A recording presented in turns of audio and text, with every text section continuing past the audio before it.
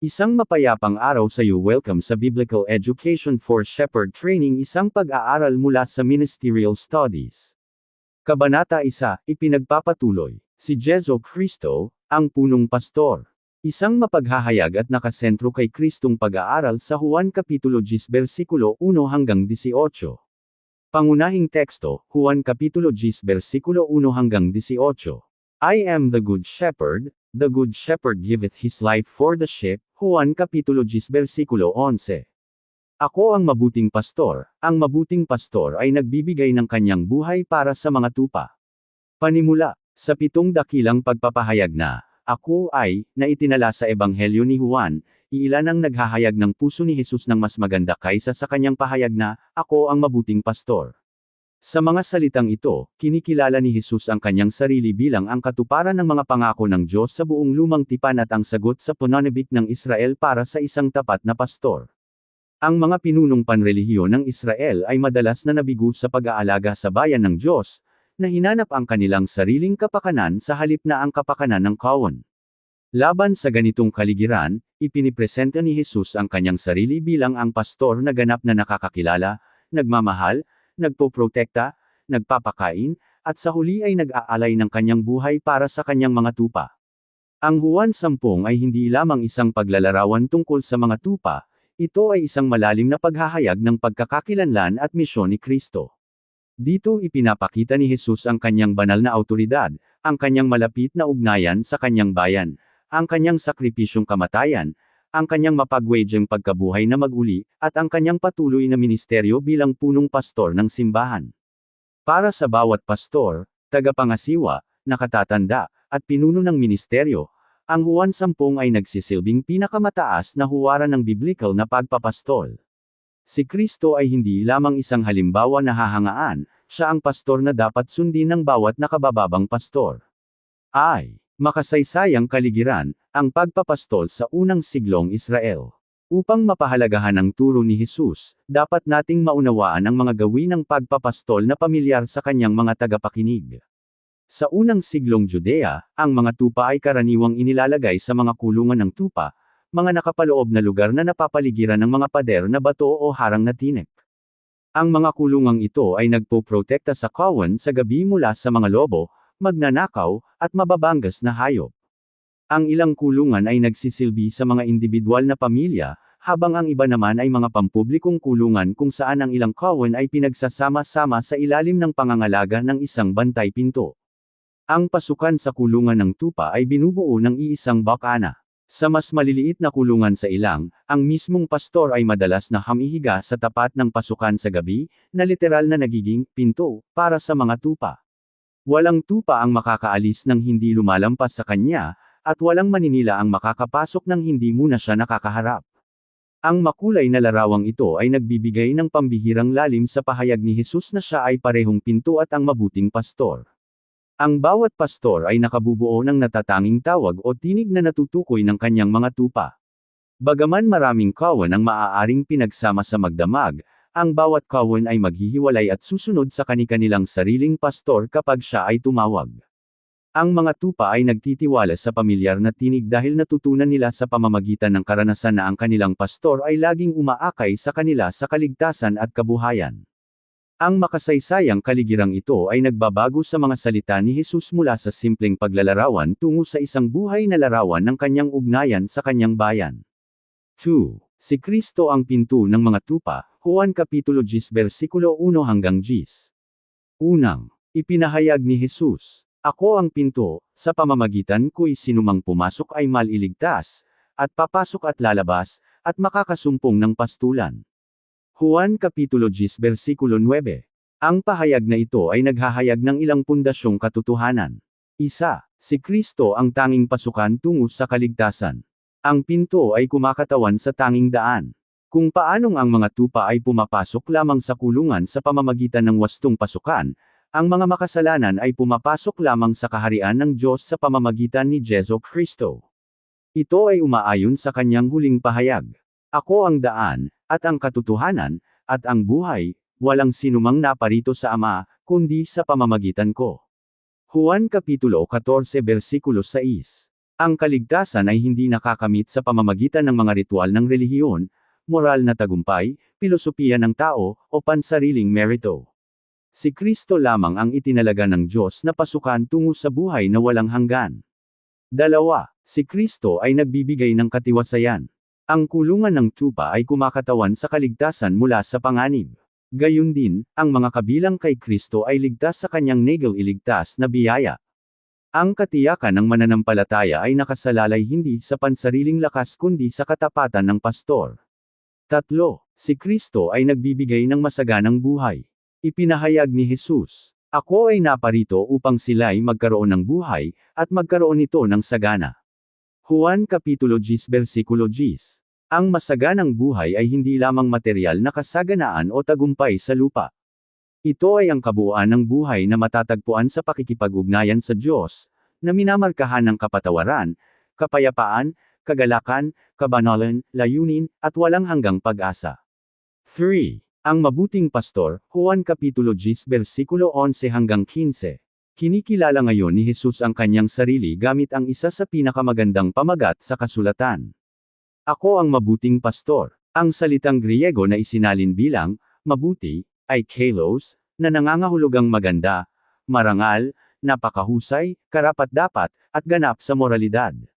Si Jesus ay hindi lamang isang mabuting pastor sa marami, siya ang ganap na matuwid na pastor na tumutupad sa bawat inaasahan sa mga pangako ng tipan ng Diyos. Hindi tulad ng mga pastor sa lupa na hindi may iwasang nabibigo, si Kristo ay nagpapastol sa kanyang bayan ng walang kapintasan. Ang mabuting pastor ay nakakakilala sa kanyang mga tupa. Ipinahayag ni Jesus, "Kilala ko ang aking mga tupa, at ang aking mga tupa ay nakakakilala sa akin." Juan Kapitulo 10 versikulo 14. Ang biblical na kahulugan ng pagkilala ay higit pa sa kaalaman ng isipan. Ito ay naglalarawan ng malapit na ugnayan ng tipan. Kilala ni Kristo ang bawat mananampalataya ng personal, ang kanilang mga kagalakan, takot, kahinaan, paghihirap, tukso, at hinaharap. Walang nakakubli sa kanyang mapagmahal na pagkalinga.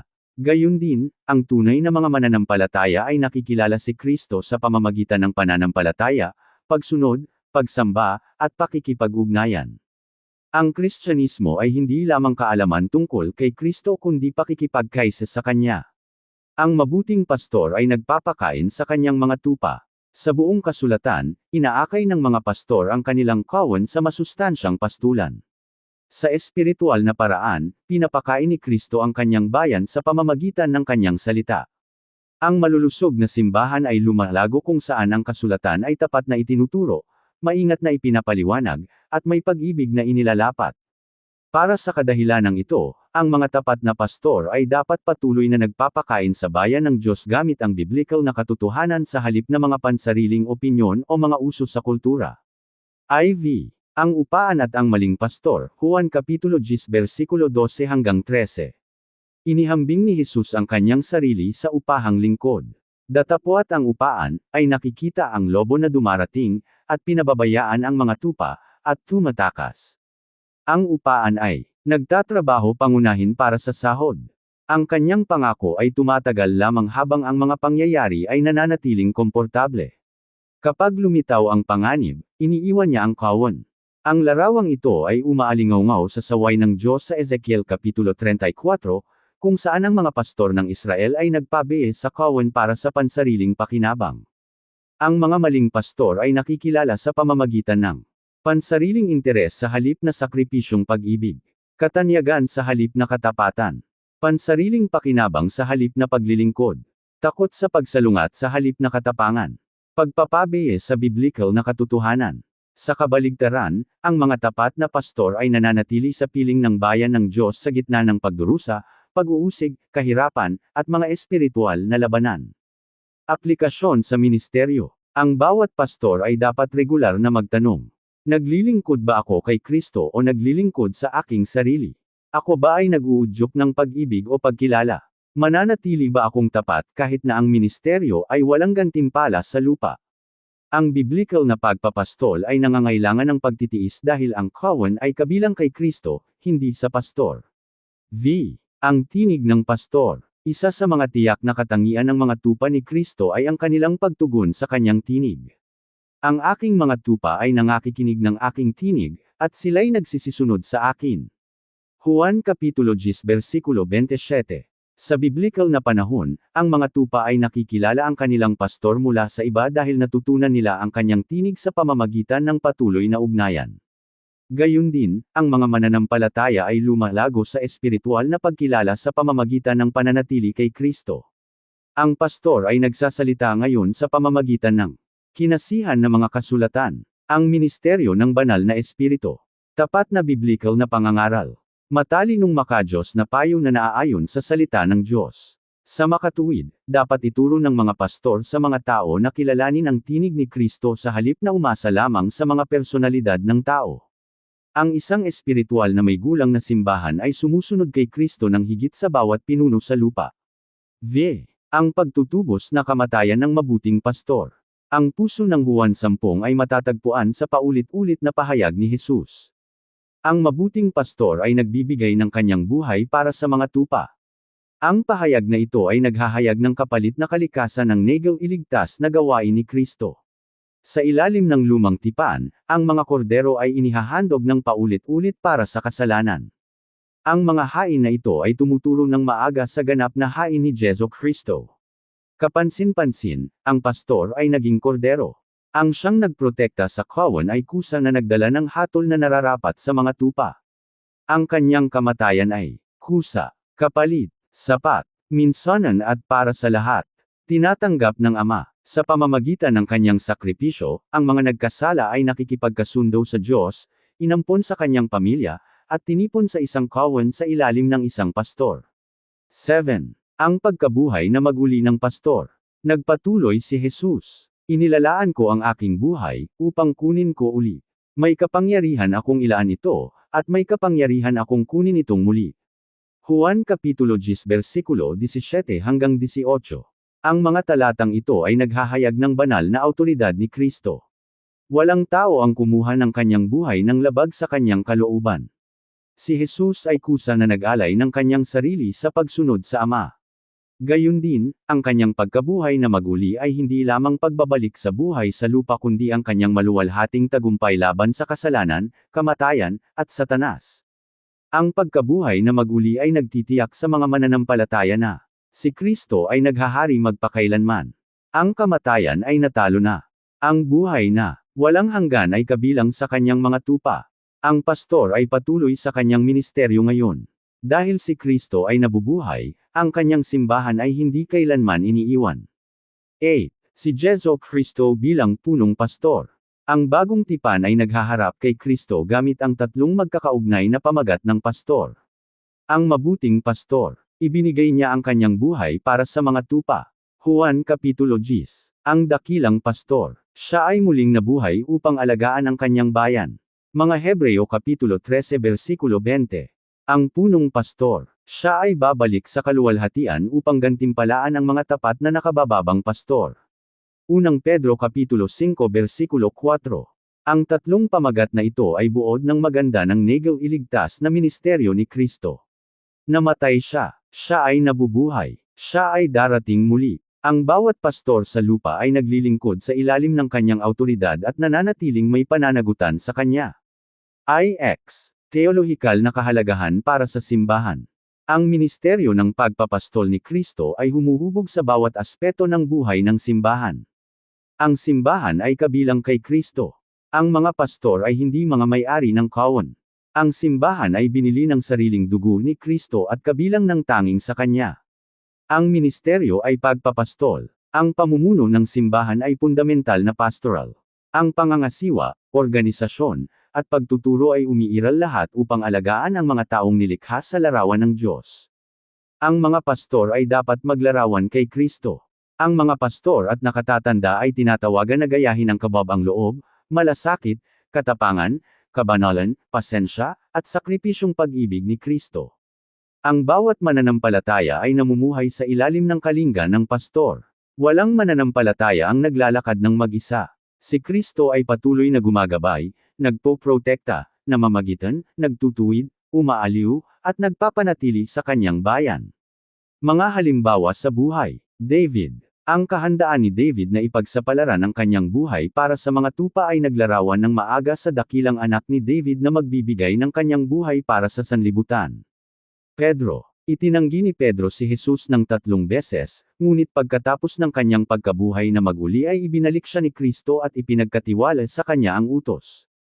Pakanin mo ang aking mga tupa. Natutunan ni Pedro na ang pagpapastol ay nagsisimula sa pagmamahal kay Kristo at tapat na pag-aalaga sa kanyang bayan.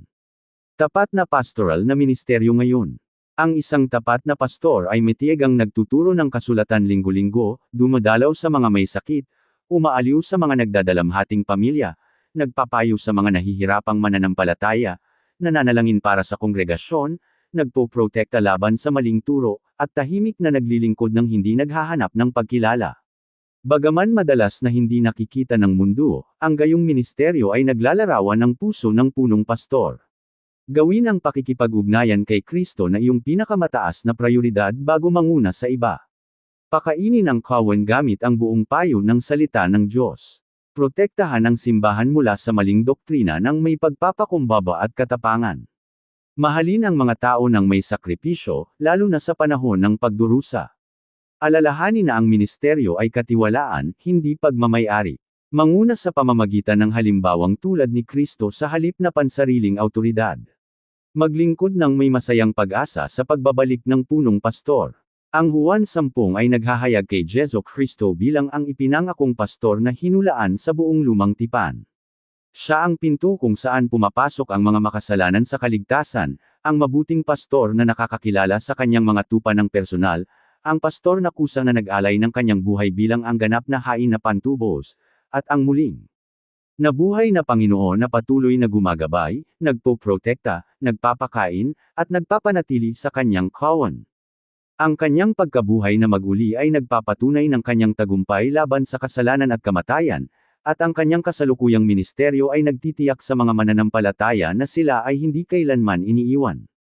Bilang punong pastor, tinatawagan niya ang mga pastor, nakatatanda, at lahat ng espiritual na pinuno na pastulan ang bayan ng Diyos ng may pagpapakumbaba, katapatan, katapangan, at sakripisyong pag-ibig. Ang bawat tapat na nakabababang pastor ay naglilingkod sa ilalim ng kanyang awtoridad, sumusunod sa kanyang halimbawa, at naghihintay sa araw na ang punong pastor ay lilito at gantimpalaan ang mga nag-alaga ng mabuti sa kanyang kawan. Amen. Maraming salamat sa pakikinig. Ako si Pastor Jeff Flores, nagsasabing sa Diyos ang lahat ng papuri.